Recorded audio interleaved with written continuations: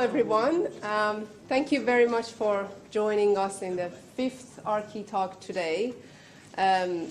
I understand that this week is the teaching-free week, so I thought maybe you wouldn't have any classes and there'll be more students around.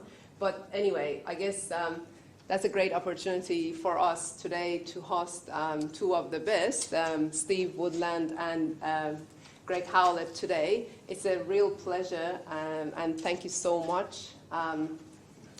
I would like to just give you a very short bio before handing over to Greg and Steve. And I also thank Amanda for the coordination. So Greg Howlett and Steve Woodland are directors at COX, one of Australia's largest and most awarded architecture and interior design practices. Across 6 national studios and 1 in Dubai, COX works to a unified ethos based on the principles of craft, structure, art, and nature. Greg Howlett's career spans more than 40 years of consulting to government and private sector clients. Greg spent his early career in Europe and the Middle East before returning to Australia to become a partner at Howlett and Bailey Architects.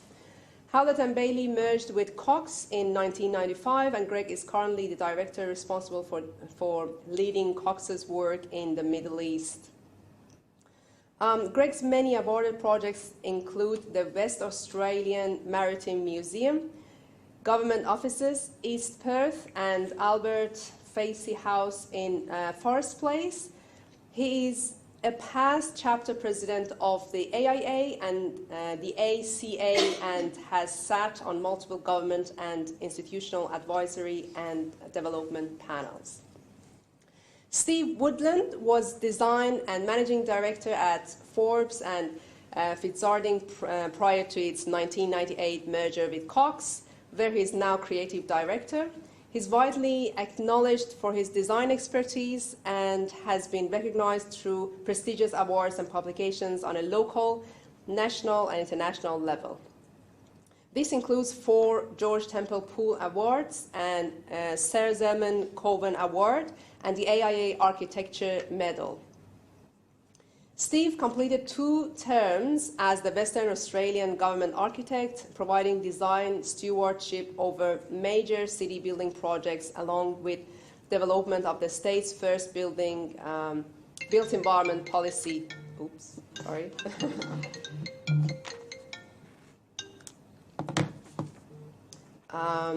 First built environment policy, Better Places and Spaces.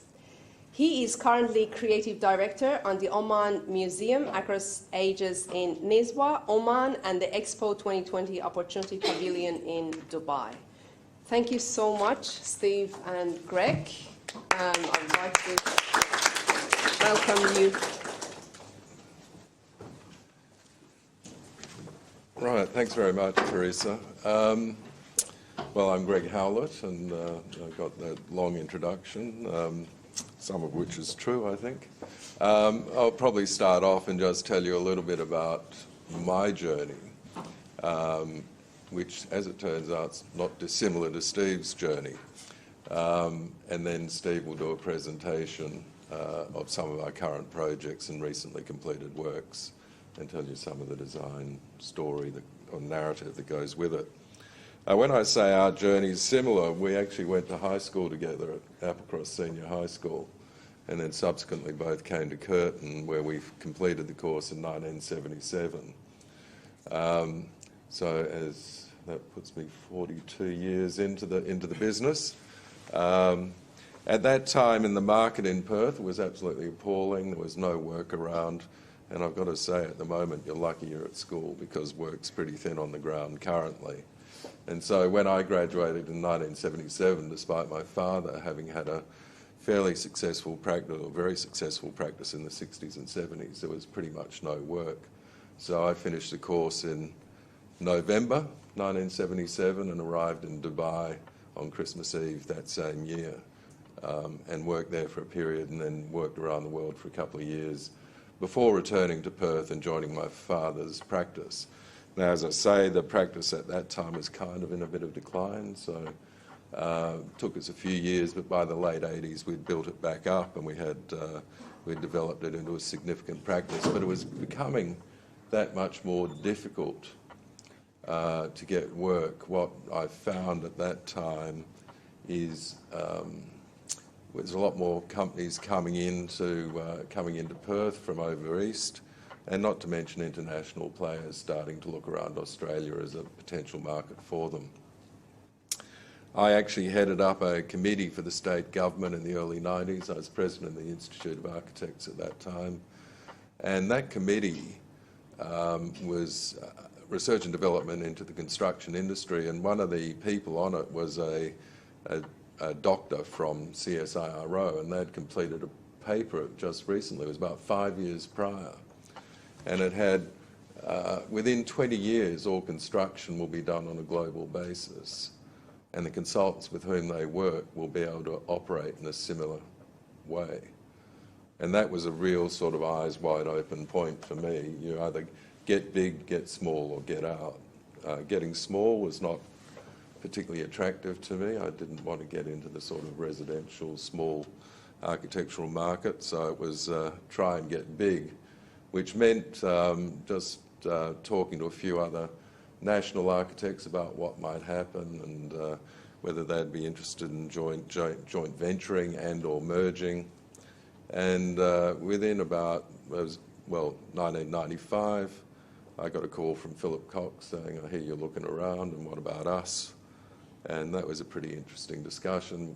We met for lunch at the start of the week, had dinner. I flew to Sydney with him on Wednesday afternoon. Friday morning, I changed the sign on the door to COX Howlett and Bailey, from Howlett and Bailey. So the reason why I was able to do that so quickly is I'd spent a lot of time talking to several other national firms, and it got very clear in my own mind what was important to me in any larger organisation. And so when Philip was able to tick every box that I was seeking, I agreed that we'd merge the two firms together, and we traded as COX Howlett and Bailey until Steve joined us a couple of years later, and we changed the name to COX Howlett and Bailey Woodland at that time. And here we are 25 years later. Now, 25 years later, you're also facing significant challenges. As I mentioned, the work is pretty thin on the ground in WA. Nationally, it's going gangbusters. And that's part of the reason why it was get small, get big, or get out, because you're relying on those different markets to deliver when certain markets are down. So our Melbourne practice is huge at the moment. It's probably tripled in size in the last few years. Our Sydney practice is stable but very busy at the moment. And so Perth, the Western Australia, and it's not just COX, it's across the board, whether it's architects or engineers, anyone who's in the built buildings are struggling at the moment, and they are relying, it's the national, international practices that are able to survive because of that merger. And likewise, as Parisa said in the introduction, I spent a lot of time, we have developed a lot of work in the Middle East, and we've been practicing there for 20 years. And I think a couple of the projects that Steve's going to highlight today are works in the region that we're currently working on. So I think the big challenges for you, I think the market's on the improve, so by the time you've completed your course, you should be okay to get out there and get a job.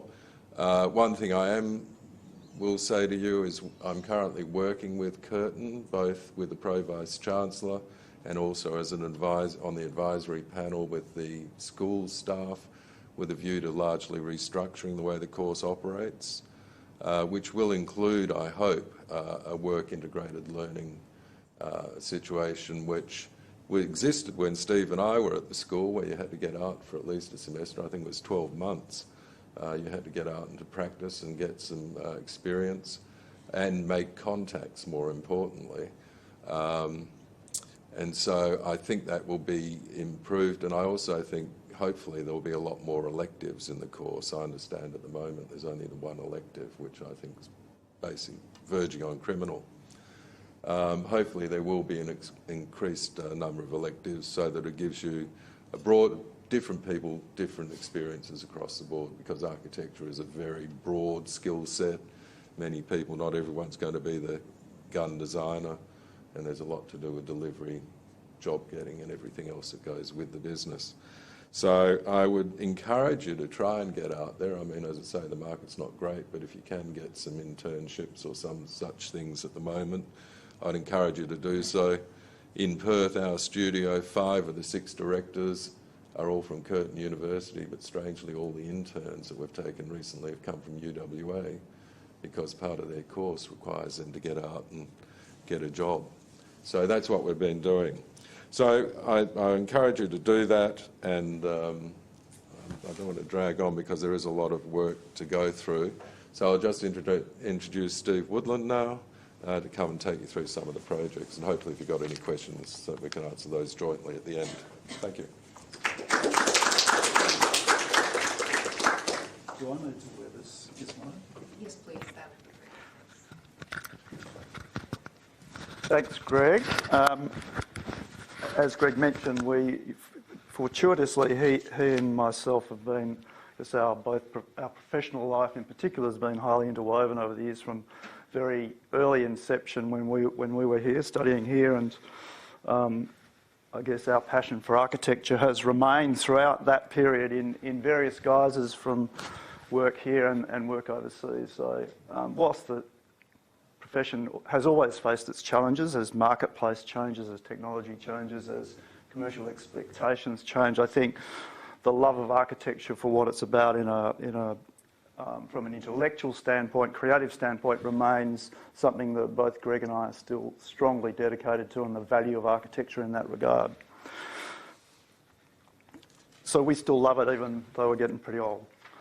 The 2x2 is really, what we thought we'd do is look at 2 local projects, or 2 Australian projects, 2 international projects, 2 institutional projects, 2 cultural projects, 2 built projects, 2 yet to be built projects, which will give not necessarily a full cross-section of all the work we do, but hopefully a bit of an understanding as to how we go about things, how we forge our ideas from the early inception phases of projects through to delivery. The first one is the Woodside's new headquarters at Capitol Square in the city. Mia Yalagonga, which is actually the name, this place of Yalagonga, which is the original Aboriginal elder who met with Stirling, and acknowledges the significance of this particular site, which literally was on the river's edge, and as you're probably aware by virtue of Spring Street, was a very important water source and spring. So part of the ethic sitting behind the project acknowledges the history of the site, but also Woodside's values with respect to the human condition within their workplace. It was something they were highly focused on. They were looking not just for a new office space, but in effect a new home. Their values with respect to working sustainably, working collaboratively, etc., sat right behind our very early thinking. And indeed, the fundamental notion was really looking for a new workplace paradigm for them in what we described as an urban campus. And it's really the wedding of a vertical campus, as per the top sketch, and knitting with a horizontal campus, which is in this podium form, which comes back down to the original river's edge. So the actual fusion of the notion of vertical office accommodation with horizontal platform, the horizontal platform predominantly being about interaction, amenity, and community interface. So that actually started to inform, in plan form, the shaping of the building from Mounts Bay Road, which is on the right of screen, up to Mount Street on the left of screen, and the sort of heart-shaped tower that you can see to the right. And actually using the original curvilinear form of the shoreline as a rippling effect up through the site.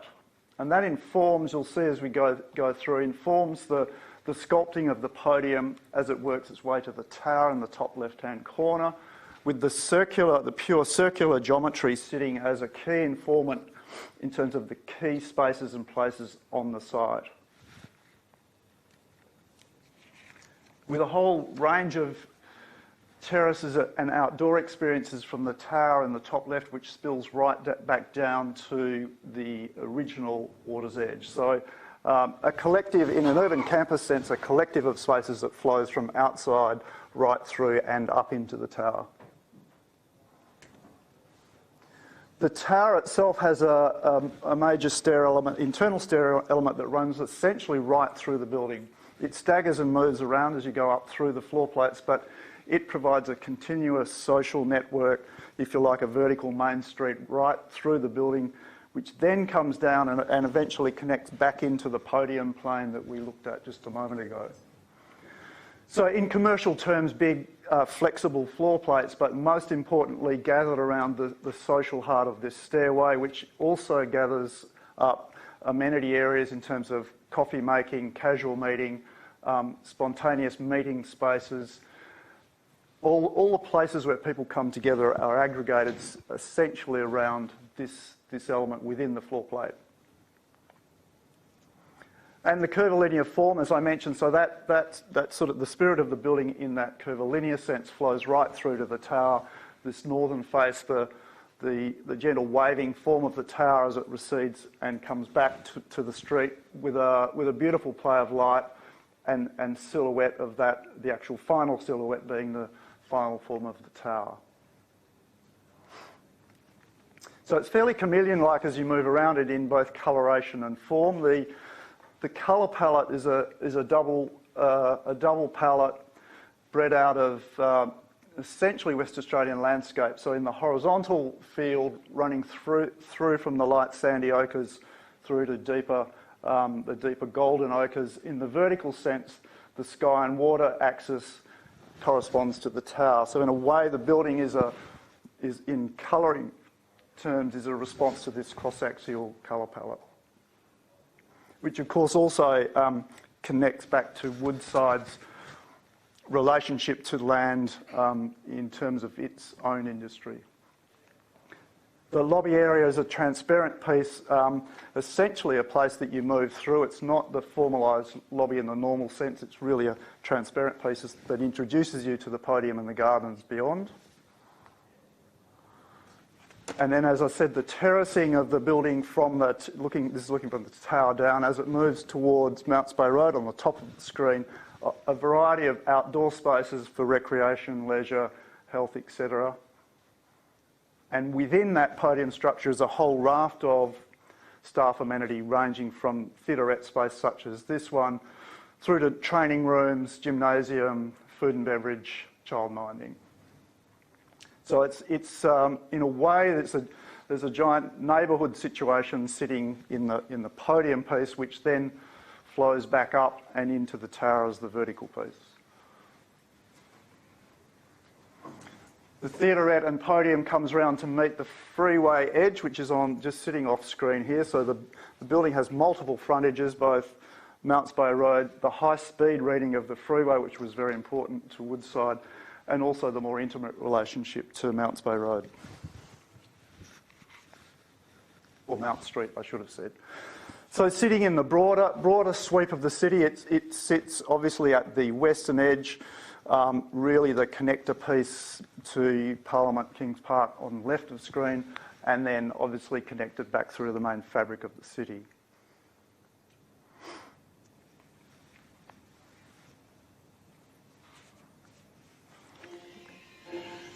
So just in three-dimensional form, looking down the tower to Mount Street, the sway back of the northern face, looking down onto the main podium terraces, it's the auditorium.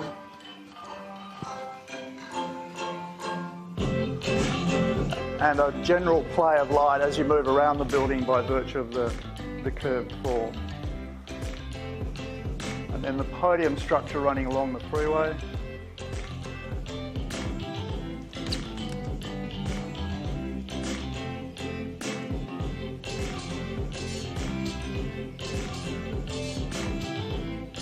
And looking back across to Kings Park and beyond from the upper portions of the building.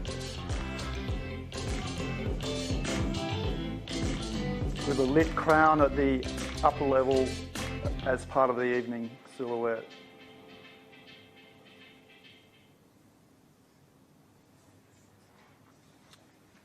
The second project, in fact, is the new Children's Hospital, which is effectively on the other side of Kings Park, as it happens. And this is a project we did in joint venture with JCY and Billard Leece with HKS. Recently completed, and a very significant project in lots of ways from our point of view as architects. I guess in essence, one of the primary imperatives from the outset was really trying to look at the project through children's eyes. So the idea of rethinking what the Children's Hospital could be, what the experience could be, particularly from young people's eyes and the family members around them. The aim of creating an environment that would decrease anxiety, that would maximise comfort for kids, as well as obviously satisfying all the highly technical parameters of a sophisticated contemporary hospital. The organic plant form that you can see here was really one of the early starting sketches, and the notion being that the petals of the flower, if you like, actually inform the shaping and nature of the IPU or the inpatient units, which are really the heart of where the kids are. And the stem is the social thread that actually binds the whole hospital together, all of its broader ingredients. So we used that plan analogy to actually forge, in a way, the diagram for the plan of the building. So you'll see, as we merge through, the notion of the stem, which actually becomes the central gallery space. Jumping, sorry, it's not going. Links to the petals of the IPUs. So it's sequencing itself. It's sequencing itself. I can't pause it, I'm sorry.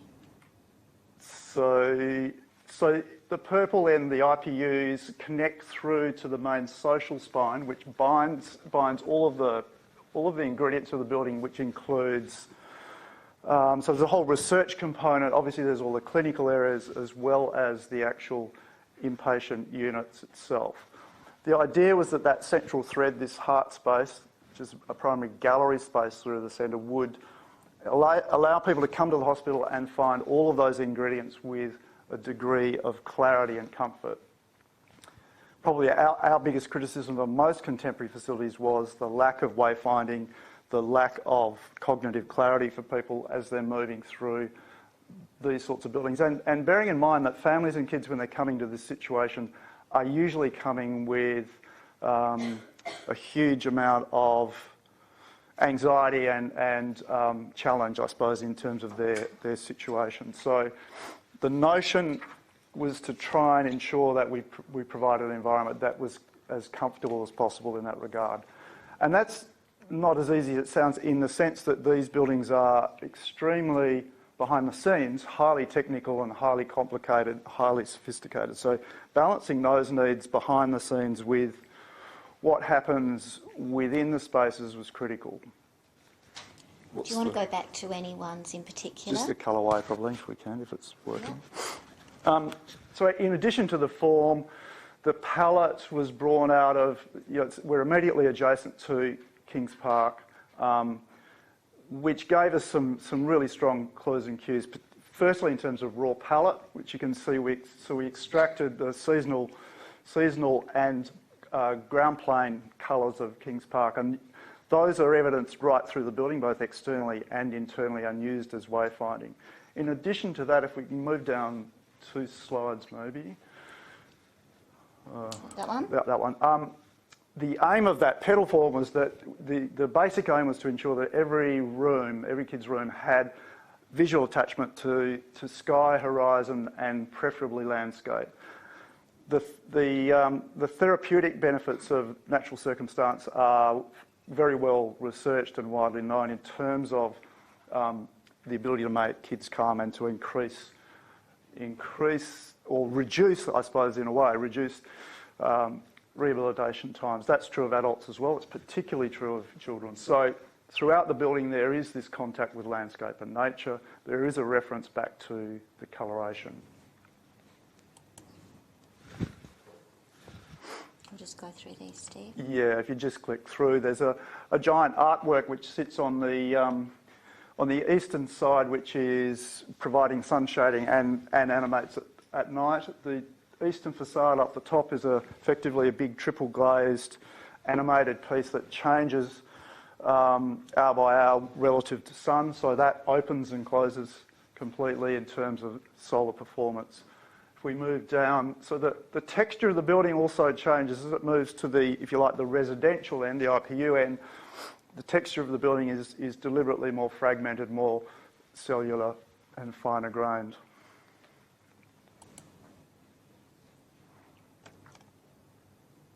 And so the form then, when we come to the southern end of the building with Winthrop on our right, Kings Park on our right, the more curvaceous form of the IPUs then wraps around and actually also scales back down towards the southern side.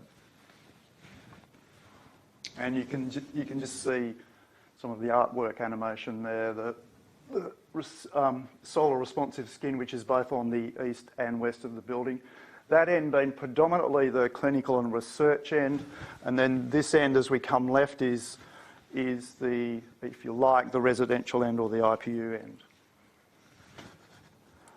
So now if we flip across to Dubai, this is some work we're doing for one of the three key pavilions for Expo 220.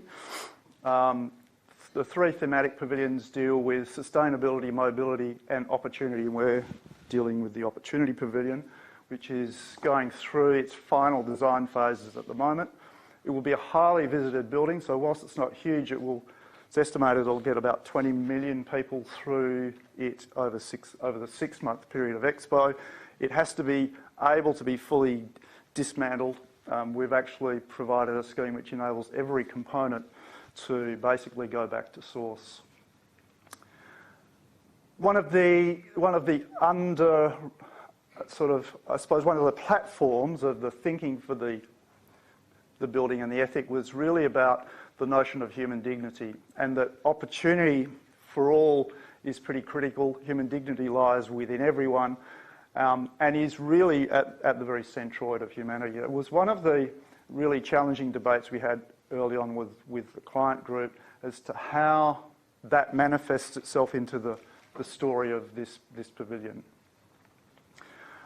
And the idea that we can and need to make this building as universal as possible for all, that there is a sense of, no matter from whatever perspective you come to this building, the messaging is appropriate to you as an individual, plus as a member of your community. And it's one of the threads that binds all people.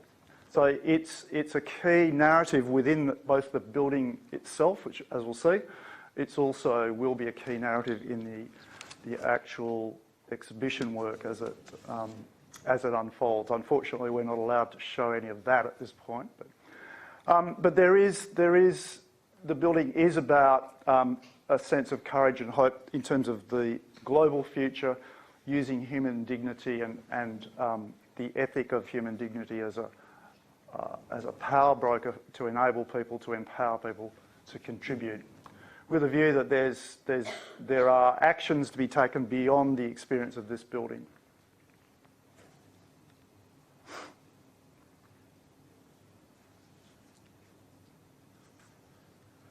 So one of the notions was, and this is an aerial view, one of the notions was to provide an invitation to all, which is, in a way, the building sits on at the end of a triangular point. The main arrival, one of the main arrivals into the whole of Expo sits right up at the top of the peak.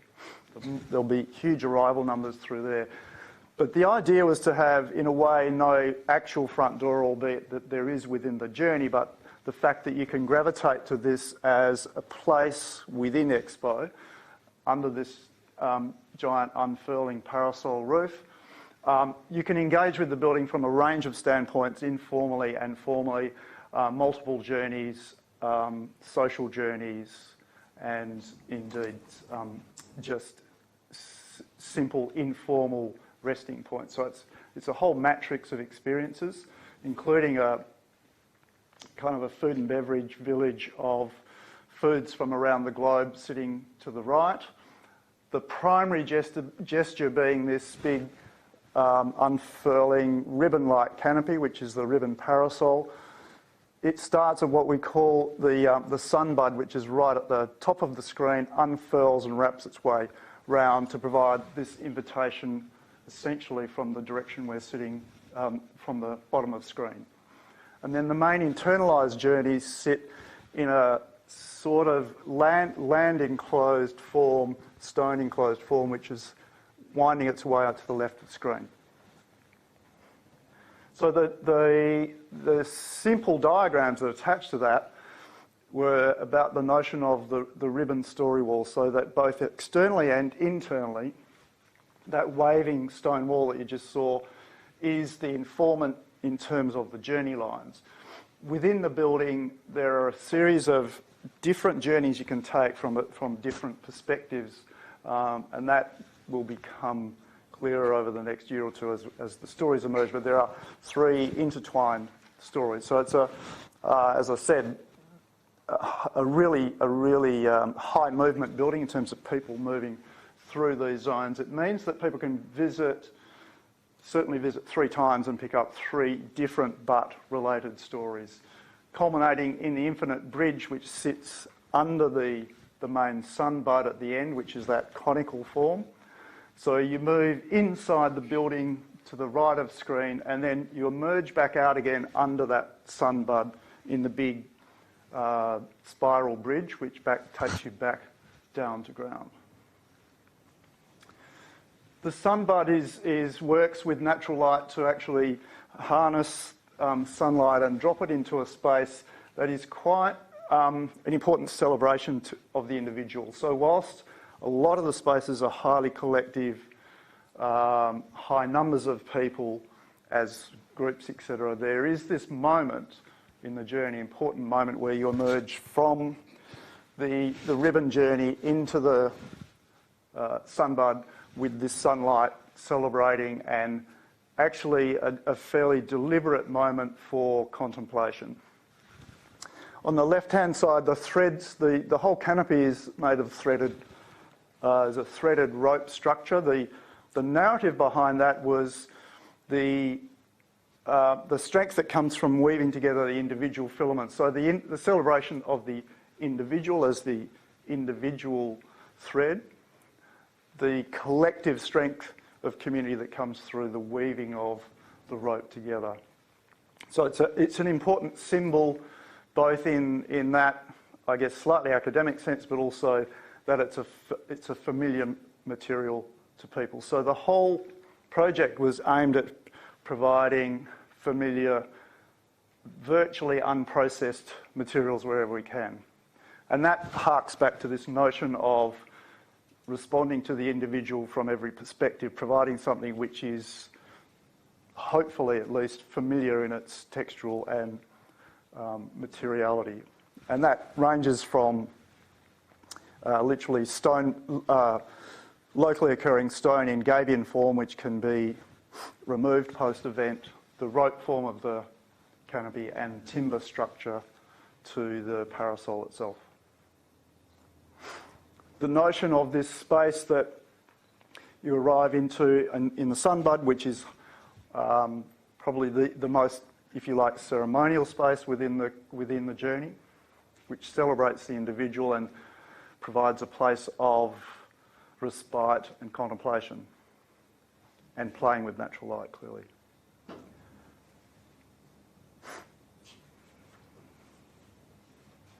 So in a materiality sense, as I said earlier, the idea is that this thing can be fully disassembled. The aim is to not pour any concrete in a monolithic sense. There are no concrete slabs, etc. Everything that comes in can be taken away. And a whole range of opportunities, both in terms of working with light through stone, obviously narrative text, etc., and those things we're working through at the moment.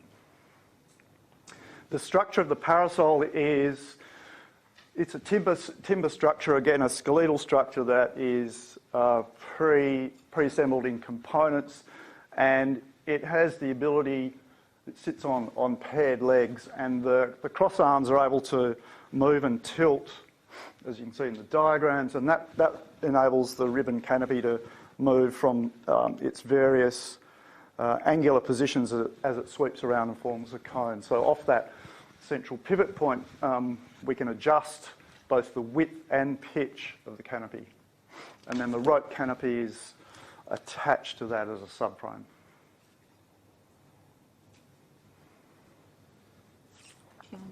Yep.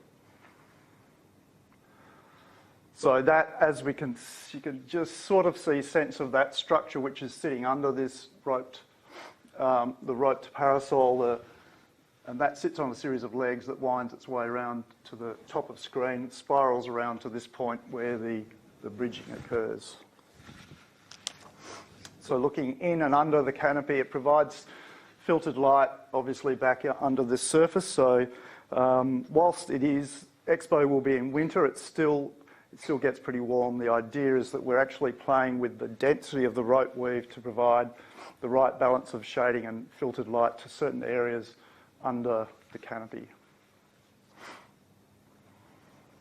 In elevational form, so there is the vertical component, the conical component, sunbud, from a distance becomes the first reading of the building. That's and in fact it's really because of its form, it is a three-dimensional reference point from all of the axes around the site.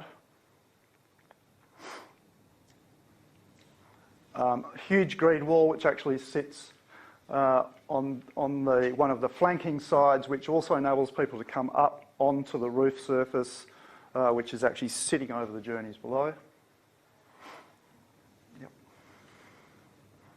And sectionally, it's actually a graded experience. You'll actually start at a lower level.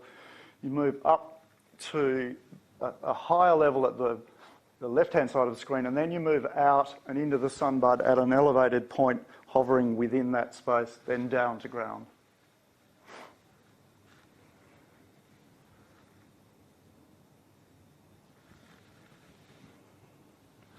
Highly immersive experience. So as I said, unfortunately, we can't show yet the actual exhibition work, but it will be a highly immersive experience once you're within the pavilion until you emerge. So very focused, very theatrical.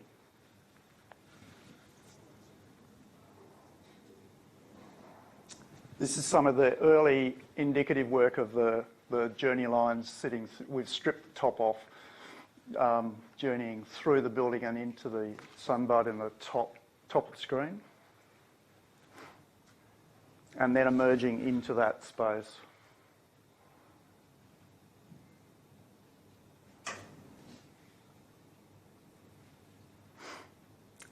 It's also obviously a nighttime experience as well. So the lighting not just internally, but the lighting of the whole composition at night is something, and we're still working through that at the moment, actually how to light the canopy so that it takes on this glowing sort of sunbud feel in its nighttime version. And then just if we walk around in the fly-through, you can see the canopy. There's large canopy walkways which sit either side, which lead to the other pavilions. So the rope canopy, which we're working with artists in the UK on in terms of the actual weaving and patterning. Stone gabion walls which form the ribbon wall, which informs back inside the main journeys. One of the key entry points just to the left of the screen, then gathering spaces under the canopy.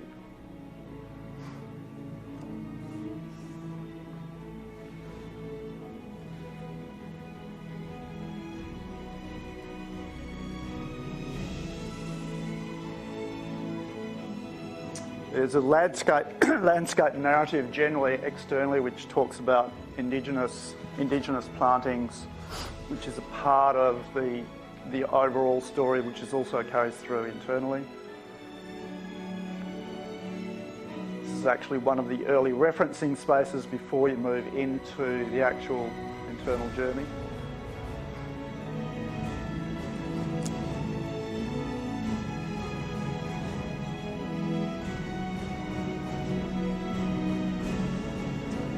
Probably get a sense of the skeletal structure, which is supporting the ribbon parasol, the timber structure which weaves its way through.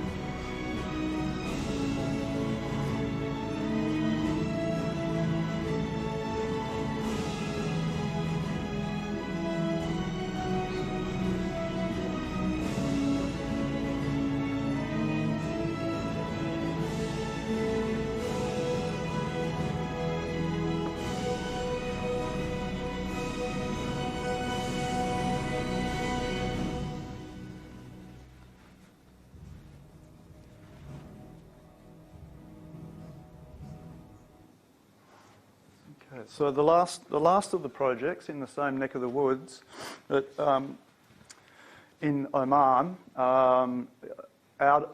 somewhat out of Muscat, but a major museum, the Oman Museum Across Ages, which we've been working on for a number of years now, which is under construction and probably won't really be complete for another couple of years. It's a huge project, huge museum project, which we won as part of an international competition.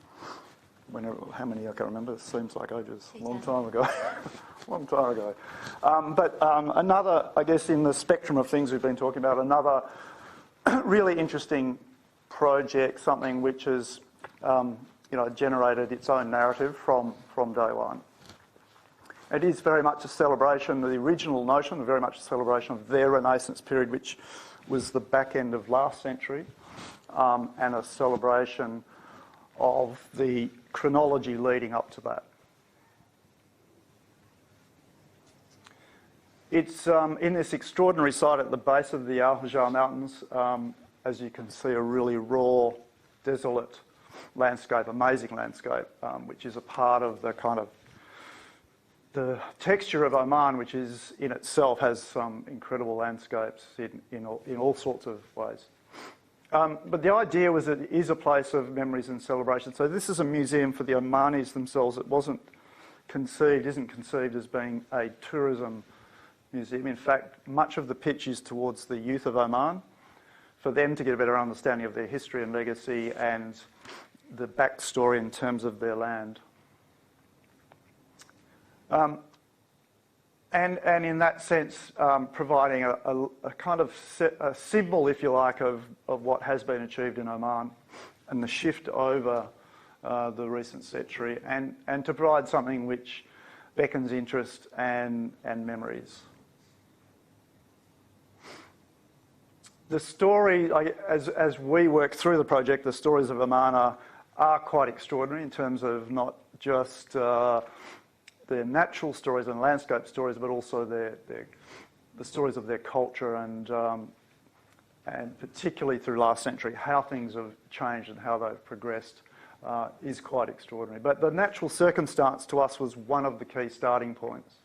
And the kind of early sketches were about capturing this amazing silhouette that existed with the Al Hajar Mountains and this site sitting at the base of them, and that these quite fractal crystalline forms, both at the fine grain level and the big grain level, informed a fairly, if you like, triangulated, sharpish geometry generally. And that was one of our attachments to land, and a building which actually grew out of the landscape. And then to mould that with the stories of human achievement, which is a lot of what the narrative within the building is about. But referencing their external environment wherever possible from within the building. And literally the building on its on the eastern side just emerges back, or emerges from the ground, if you like. So it's a bit hard to see here, but these stone roofs actually go right back into the ground plane. So from that side of the building, it emerges out of the ground. So the premise was engaging to the top of the screen here, engaging the building back into the ground, and then extruding, where you can see the white, a journey line or an organisational element which is semi-chronological, with arrival on the right of the screen and a journey that takes you through to the peak on the left. So the welcome and chronology top diagram is the idea of this huge desert parasol and court, which actually welcomes people to the place. It's a huge and generous space with a big window wall that looks through into the building. The folded earth planes, which is the second diagram, is the idea of the ground plane coming up and over the building, and then the building expressing itself to the bottom of the screen as the built form. The diamond structure, again from that earthen reference, there's a diamond-like grid that sits throughout the building in plan form, informs structure and form through to almost every level of outcome within the building. With a final crescendo to the very left of screen, which is the highest point of the building and which is the ceremonial point, if you like, or celebratory point in terms of the Renaissance. There's a range of other ingredients in terms of research, library, theatrettes. So around, if you like, the mainstream museum is a whole collection of other spaces and large museum staff spaces, etc. As well as an oasis court which sits in the centre, which is almost like a social hub within the museum. The idea being that you can, it's a place you can come to without necessarily doing the full formal museum visit, which tends to be to the left of the screen. You can still engage with the museum on a daily basis, simply through food and beverage retail, but also through library research with a big focus on children. So some of the early modelling just gives you an idea of the parterre of the building, the basic assembly, the arrival point, which is this huge fanning or outward fanning desert parasol and desert court. Timeline? Sorry. And that attaches to the timeline, what we've described as the timeline gallery, which is a chronological piece in storytelling terms and runs the length of the building, which is about 0.5 kilometre, and is also, in a circulatory sense, feeds into most of the galleries, with a colonnade space, which you can see in white, which actually focuses views through these big angled blades back to the mountains. Library, research, etc. in yellow. A whole series of journeys, but one of the core formal journeys is along the timeline into a variety of galleries which deal with prehistory, etc., through to Renaissance and back out.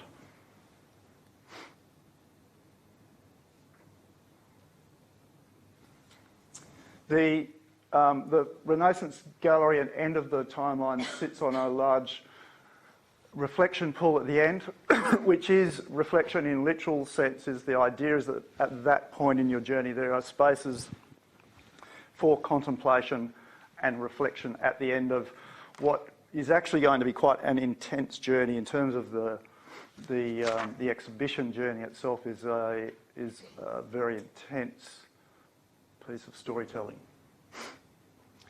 So these are some of the earlier modelling, which has remained pretty true to the concept. The concept stayed pretty robust throughout its gestation, and with minor tweaks, the essence of these early models has remained in place.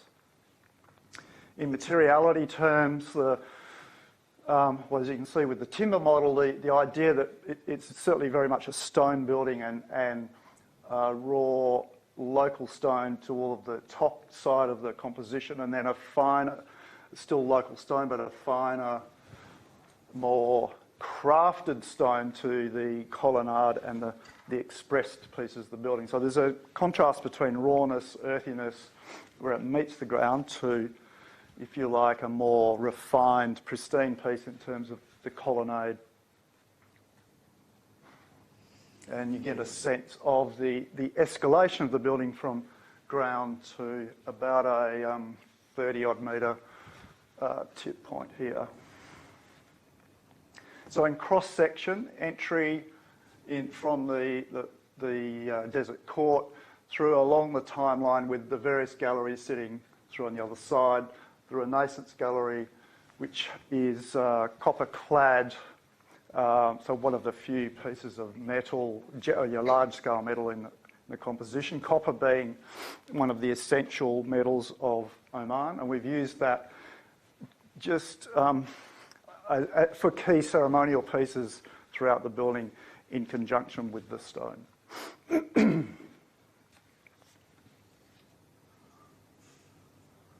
So some idea of setting. So it's an amazing, expansive landscape with the mountains at the back. The introduction to the building, so entry through the desert parasol on right. You can see through past the library to the mountains on the left of the screen. Punctuated surfaces in terms of filtered light.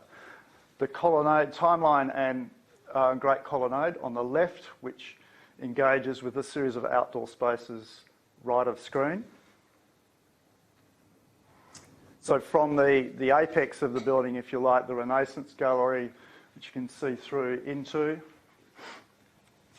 The main arrival court sitting at the bottom of the screen here, with vehicular arrival coming from the left. The landscape is an extension of the geometry of the building with refined foliage elements as organising elements within that dry landscape, so a series of fine water-driven foliage and fairly minor landscape introduction within that. See the contemplation, reflection pool here, contemplation space, reflection pool, and seeing back into the Renaissance Gallery. So when you're within the Renaissance Gallery, that big triangular window wall looks out to the mountains.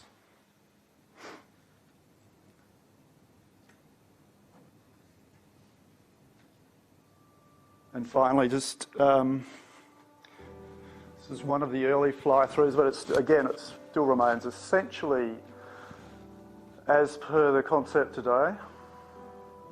So Renaissance Gallery,